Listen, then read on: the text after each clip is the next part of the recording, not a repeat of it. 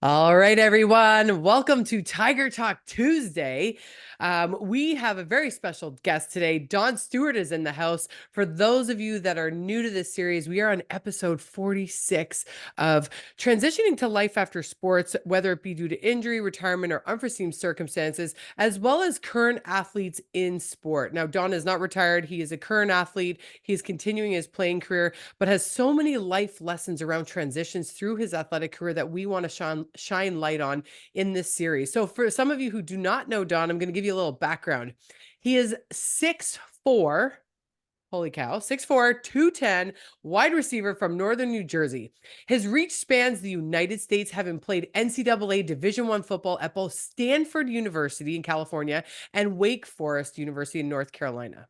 In the offseason and in his free time, Don coaches and mentors high school athletes, helping them prepare for college and life. His focus has recently shifted towards name, image, likeness as a tool for empowering young student athletes from his community. I love it. We're going to dig deeper into that. His undergraduate degree is in science and technology, primarily focused on sports technology. He also holds a Master of Arts. Previous partnerships include BreakAway Data and the Cryotherapy Industry National Association. Don also played Reggie King in season 2 of HBO's Winning Time. So welcome, Don. Hi, thank you. Thank you. So excited to have you here. Now, we were a chance encounter. I creep Don out when I'm looking for athletes in the community and people that are moving and shaking, and his portfolio really stood out to me. So I reached out to him. So thank you for saying yes. Why don't you start with where your career started? Tell me about your younger years in football. Were you always drawn to the sport? Did you just happen to get into it? Let us know. Yes, yes. So thank you for the beautiful introduction. I'm so excited to join this interview with you today. Thank you so much for reaching out to me. I love your podcast series. This is awesome. So I'm from New Jersey, like you said. I grew up playing basketball, baseball, football, and I'm the oldest in my family. I have two younger twin brothers, Justin, Jordan, and I have a younger sister, Victoria. I was blessed to grow up with both of my parents in the household, and they really prioritize and stress education. So I ended up going to Seton Hall Prep and graduating from Paramus Catholic High School, New Jersey. And then I ended up going to Stanford, where I studied science and tech and received a scholarship to play football there. And then went to Wake Forest, grad transferred, graduated during spring of 2022. And yeah, it's been a journey, and I'm so excited to share bits and pieces of hopefully what can inspire others. Yeah, so I'm always fascinated with the pockets between our big accomplishments in life, like who we are as a person. A big part of this conversation is around helping athletes around the globe who are suffering in silence. And that doesn't have to mean that they're done sport. It could be, they've had something, they've lost a loved one and they're trying to show up and compete that day. They've broken up with a partner that they really were close to and they're having trouble making sense of that. When you first went to Stanford, first of all, what a great education. I love that your parents prioritize that because it's so important for our young athletes to realize they have that to fall back on. What was that like leaving home and being at Stanford? Yeah, my parents were really, really strict in high school, so I was super excited just to get away. They were always like, "Got to do extra work, got to clean up the house, got to do this and that." So when I first moved to California, it was like a sign of relief. And then after those 2 or 3 months of excitement wear off, and you realize you're really out here by yourself, and you got to navigate on your own, and you got to choose new friends, and you got to figure out what you want to study, you got to figure out who you are. I think that was a big transition checkpoint for me to kind of check myself and realize who I wanted to be on the field as well as off the field. So I'm Oh, I very love blessed to that. have really, really good mentors, really good support system outside of football. Like I have, family friends in the community near the San Francisco area. So very blessed to just have the right people surrounded by me that wanted to pour into me. Yeah, I love that. And one thing that I really work with my athletes is being a good human. All parts of you, character, integrity, respect. When you're injured or sidelined, are you still cheering on your teammates? Do you take how you take feedback? So I love that you drew upon that. And I grew up in a really strict household, so this is funny. And I played hockey at NCAA at the University of New Hampshire, and I love my father and my mother, but I was very excited to go away as well. um, what would you say challenged you the most? Because I get it, you've got the structure, we're free, it's all fun, but when were you did you have a moment where you're like, okay, I need to take a step back and rein myself in a bit, or what, where was your focus needed? Like, was it more in the training outside of practice? Was it in school? What was it? I mean, Stanford, you must have to be pretty scholastic to be there. Yeah, I think one of my biggest challenges was trying to balance everything. I think that I got into a routine of school and football, and then outside of that, I was kind of struggling to make sure those two were going smoothly, as smooth as I wanted them to. So I want to say around junior year is when I kind of just had like a junior year meltdown, and I was just like overworked, overload. I can't do this. And once I started getting to a routine of, praying, meditating, drinking a glass of water, that's how I started my days. I was able to take a step back, unplug, just get a little bit of, clarity on in terms of who I was outside of just those outside of school and ball. And that's when I started to dive into music, started diving into other extracurricular activities on campus, meeting new groups of people, and that really shaped and kind of transformed my upperclassmen experience. Oh, I love that. I love that so much because that's the type of work that I do with my athletes behind closed doors. Like I was up at 5 a.m. doing journaling and meditation with one of my athletes this morning. Um, and I love that you dove into other hobbies because sports are what we do. They're not who we are, but we identify with who they are. Did you find, well, and it sounds like you maybe had a bit of that identity shift in your junior year. I mean, I mean, it's hard not to be confident when you are playing a sport and you've got a crowd cheering you on, people know who you are on campus, so the ego kind of takes a front seat for a little bit. Did you relate to that? Did you experience that and then you kind of had to reconnect with that core to ground yourself? Did you experience that on campus? Definitely, definitely. I feel like as an athlete, confidence is everything. So you're lining up against someone, you're going into battle, you're going into war every week, every couple of days, and you got to have that confidence from the work you put Mm, in, and your abilities and yourself and crunch time and pressure situations. So confidence is everything as an athlete. And sometimes I feel like I didn't really know early on in other ways to channel that confidence. So mm. outside of school and outside of football, I was really struggling. Okay, where are other areas that I'm passionate about that I can choose to put the work in so I can be confident in those other areas. So I think that once I was able to unplug and kind of recenter myself, I realized that there were some passions outside of school and football. And I started to put the work in there and start to see confidence in those areas as well, which made my experience so much better, so much Yeah. Was that an internal nudge or did somebody kind of say, you know what, I think you should revisit this? Like, did somebody point you in that direction or was that something that you intuitively just downloaded and you ran towards it? Definitely feel like if it was intuitively, I would have did that, freshman and sophomore year, but continue to, bang my head, continue to have, pitfalls. And thankfully through my support system, my family, my friends, my mentors, my coaches, they all just, like I said, poured into me. And that's how I was able to take a step back and kind of get started my junior year, well, midway through my junior year on the right foot.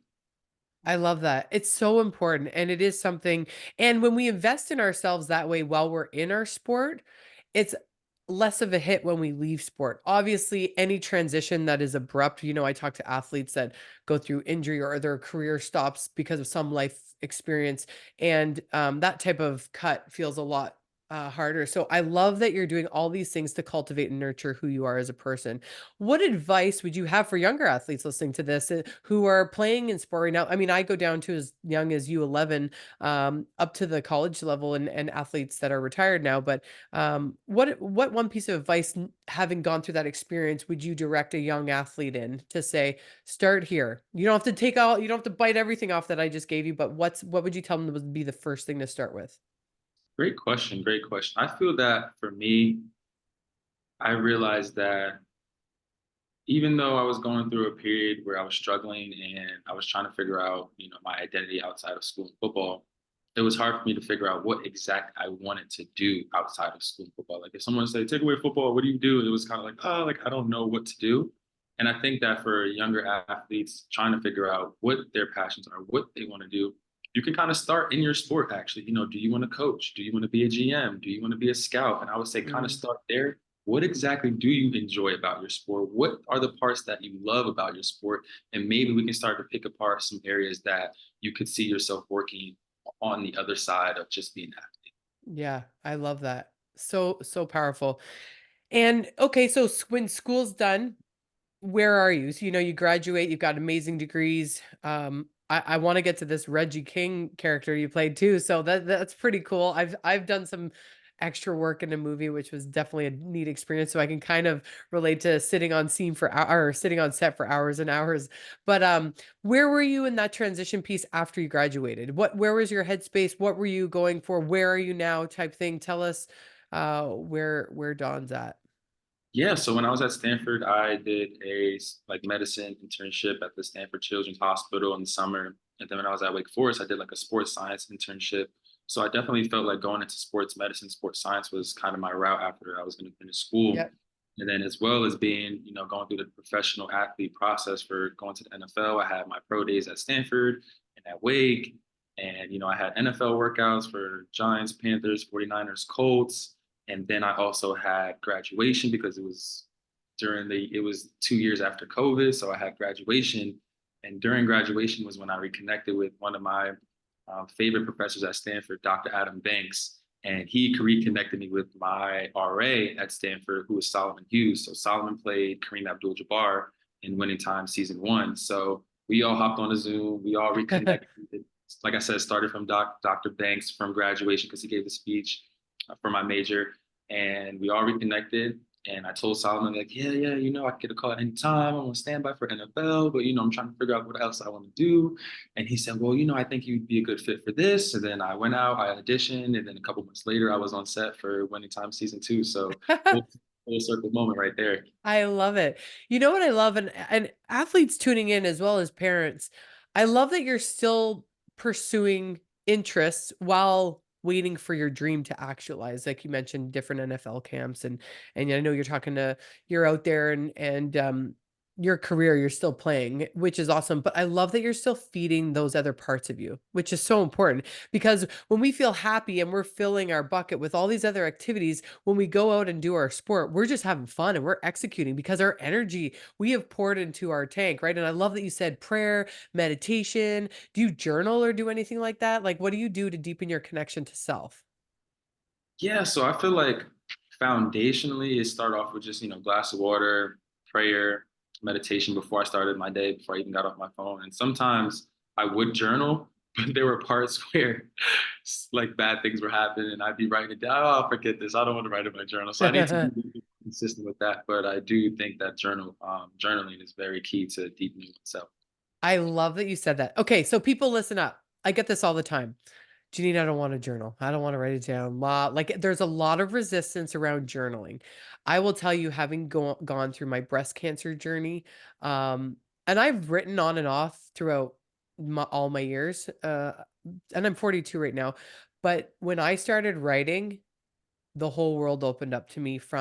I really made a commitment to following the nudges, meaning if I was running on the treadmill one day, Don, and my husband was like, "Who are you talking to?" I'm like, "No one." I look up, so I talk when I say download, I mean like I'm getting a message from a higher source of whatever you guys whatever anyone prays to, God, the universe, spirit, and it was like, "You need to do a TED Talk." And I said out loud, "Whatever, I'm not doing a TED Talk as I'm running on the treadmill," right? And my husband's like, "Who are you talking to?" But I made a promise to myself after breast cancer, I wasn't gonna ignore my intuition anymore. And I followed that path, and that path has opened up these conversations with people like you who amazing athletes who are doing great work in the community. And I would highly encourage, so I would write about that experience and then I would commit to following the nudges, even though there was resistance.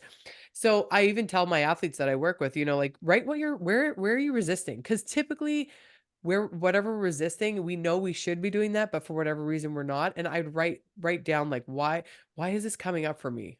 Like when someone says something and they trigger you and you're like, but you love them. They didn't not but it triggered something from your past. That's for me what the journal helped me make sense of. Like my kids now call it Black Panther. So my nickname is Tiger. With Tiger is when Janine is on and she's executing and she's like high level. Black Panther is when I'm reactive. And so they'll be like, "Mom, Black Panther is coming out." And I'm like, so now they're all on to me and I'm like, they know. But I would invite you. I want you to journal, okay?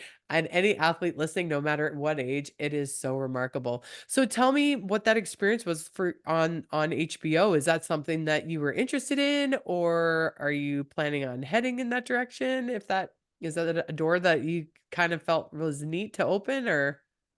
Yeah, HBO Max's Winning Time season two for me was an amazing experience. I had no idea what was going to happen, but just to be on set, to experience, the the camera crew, the technical aspect of it, like the producers, directors. It was just so many moving parts when Yeah. you're in it.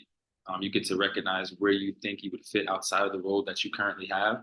So I was basically, playing as Reggie King. We were in the playoffs and Magic Johnson got hurt, and we were the teams that kind of like injured him and like keep celebrating as he got injured. It was like a whole big thing during that time of the season for them. So we, similar to football, we ran the same play, same scene, literally 100 times. So for some people who it was new to, they were kind of like, why are we doing this? We keep doing this over again. But for me, it was very, very similar to football, running the same plays over and over again. Make sure you get it right, make sure you get it crisp. Everything has to be as close to perfect as possible, just in case something goes wrong during the game. You want to be able to fall back on your practice habits.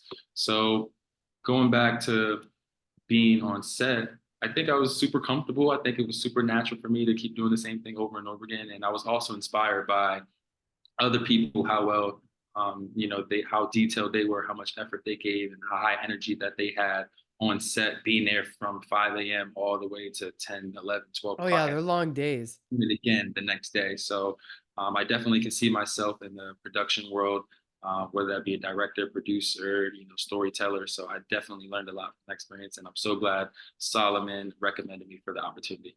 Yeah, I love your awareness around that, the detail of the work ethic and the consistency, because even sometimes when I bring up mindset concepts, some people are like, "We've already addressed this." I'm like, "Did you go out and" I played hockey, so I'm like, "You practice passing and shooting one time and then you're an expert?" No, you go and you practice every single day and you're feeding those basics. What does that mean to you as an athlete? Because you seem to have one thing that attracted me to asking to interview you is your attention to detail. You from someone I don't know, the feeling I got from you was a sense of work ethic, a sense of integrity, character, and I loved your community work. To me, that says a lot about a person. I always look for the whole person, because if I have 10 athletes that scouts are looking at and they're all the same athletically, what changes? What's the differentiator? Their attitude, their character, how they treat their teammates, how they treat their coaches. Are they respectful when they leave the rink? Because I'm an extension of their program, right? So you better be acting with respect out in the community, because you're an extension of our program, and you seem to embody all of those things. Where did that start? I mean, your strict upbringing, your parents, or those little attention to detail, or what? Where did you see that thread? It seems to be woven throughout your entire life to date.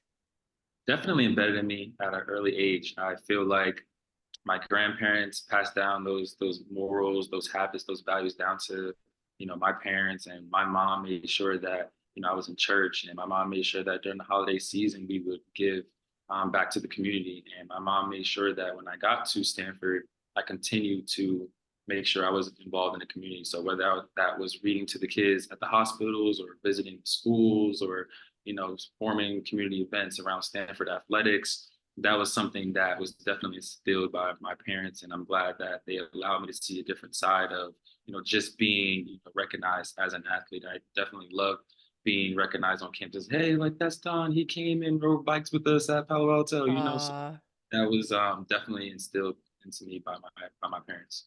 I love that. I love that. It gave me chills listening to you. Good job, mom.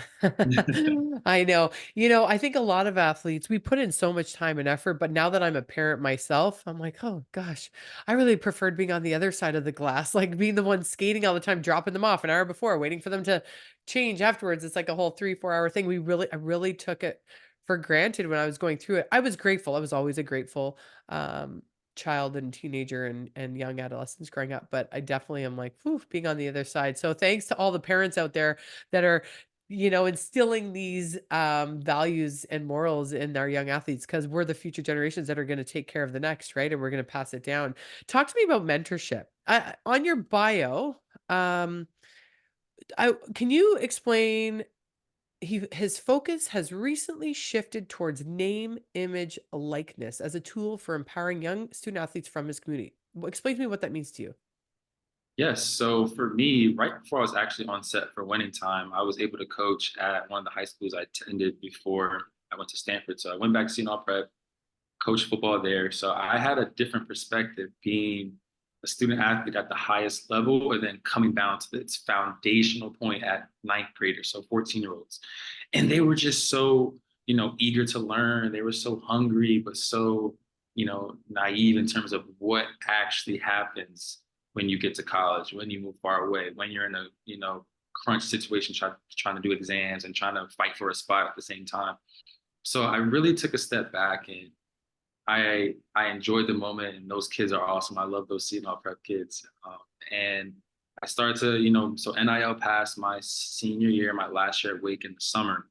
So I didn't have too many brand deals or sponsorships, but also it was a landscape that was super new and a lot of new rules and a lot of new changes were coming about. So I kind of took that perspective of being the last bit of the college athlete, NIL just coming in and then merging that with the freshmen who are at Seton Hall Prep and kind of looking for ways for them to navigate that process. So I took an NIL class and, had several discussions with a lot of my peers. And I just think that, trying to learn as much as you can with the landscape changing literally every week with laws being passed, court dates for people who, unfortunately are getting not able to play due to some, changes and, their high school experiences and stuff like that. So I just ultimately think that I'm trying to learn as much as I can. I don't Yeah. know everything that's going on, but I definitely want to be able to use my experience and my education, my exposure to uplift the kids coming up behind me.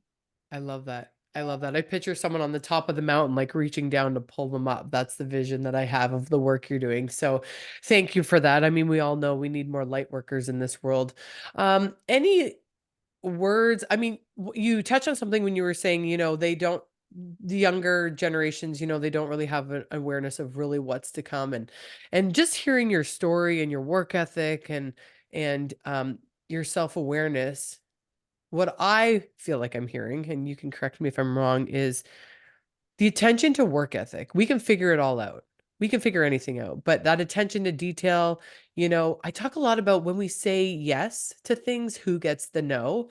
And it sounds like in your junior year, you kind of switched that around and you started saying no to things and saying yes to yourself in terms of doing the prayer and the meditation and really dropping in to understand yourself. Was there an identity or a characteristic or a trait that you really had to soften to navigate your college experience? Like for me, I would get defensive when I was younger. I'm very competitive, but then rawr, there's the Black Panther for you and bite your head off. Not necessarily to people in the public eye, but my own individual family or people that were closest to me.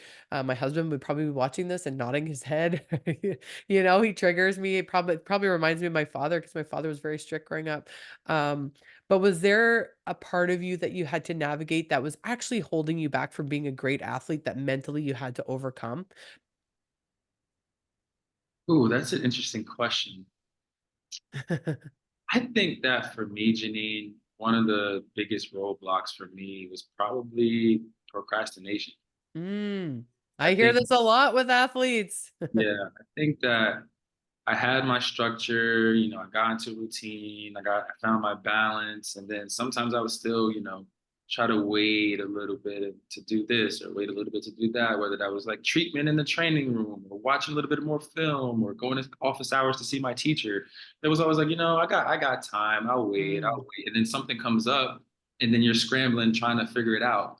So that was love probably it. my biggest pitfalls. And when I got to my junior year, when I was able to unplug and just take a step back, I was like releasing so many excess mental challenge. Like I had just mental, like more space in my brain, like with stuff that I didn't need it. And once I unplugged, took a step back, I was able to check a couple things off, feel a little bit more comfortable, and I was Yeah. able to attack a lot more things that I wanted to get done sooner.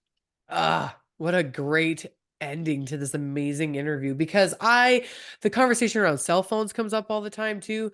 Like when you think about it's you and your goal, you're pretty close to your goal, but right now it's you and Netflix and social media and friends and da, da, da. Like we voluntarily put these distractions between our goals, right? And we psychologically don't see it as that when we're doing it, but when you have that awareness, your goal just comes into focus, right? So I love that you talked about procrastination. What an amazing takeaway for any athletes or parents listening up. I mean, we all suffer from it, no matter you're an athlete or any part of your life. We tend to think we have more time than we do. And one thing that, if I could advise any athletes listening, we talk a lot about consistency, but consistency doesn't matter if you have no intensity or passion or drive, right? I could show up and go through the motions, but you're not going to recognize me on the ice. You're not going to recognize you on the field. So, do you think, are you an intense, passionate person? Definitely about the people that I love, about the things that I do. Yeah. And I think that, like you said, consistency is key. And I think that one of the other things that is also key is like tied directly in is discipline, because Yeah. sometimes we have the motivation and it goes up and it goes down and it goes up and it goes down. And whether that's because of external circumstances or whatever the case may be, your motivation is always going to be going up and down. Yeah. So I think that finding, the things that you're passionate about and like you said, pouring into them, wholeheartedly and consistently and being disciplined so that whenever your motivation is going like this, you're still disciplined, you're still consistent the whole way. Yeah. Well, hey man, that's what my TED talk is all about. Life's currency is showing up, and showing up when your feelings are fleeting and they will misguide you. And there's many days where I wake up and I don't feel like it. And I'm sure Don, you can agree. There were many days that you were like, even as much as we love our craft and what we're doing, we're human, right? And there are some days that you don't feel like, getting into it. But how many times once you get going, you're right into it again? Yep. Yep. Yeah, I know. I know. Well, it's been an absolute pleasure. Don Stewart, everyone, an amazing football player, now actor. I guess we got some acting on the resume too now, and really excited to see what's come for you. What I think is really cool. I mean, any coach would be lucky to have you. And again, you've got the skill sets, but to me, you've got the person, and you've got the human, the character, the integrity. Your feet are firmly grounded, and I love that you focus on helping your community and these younger generations. And I hope more athletes aspire to copy what you're doing in the world. So thank you so much. Thank you. Thank you. Shout out to all my parents, shout out to God. And thank you for, just inviting me on your podcast. I love what you're doing. Thank you so much for considering me. I look forward to having more conversations with you in the future. You bet. All right, everyone. Don Stewart, episode 46 for Tiger Talk Tuesday. See you next time.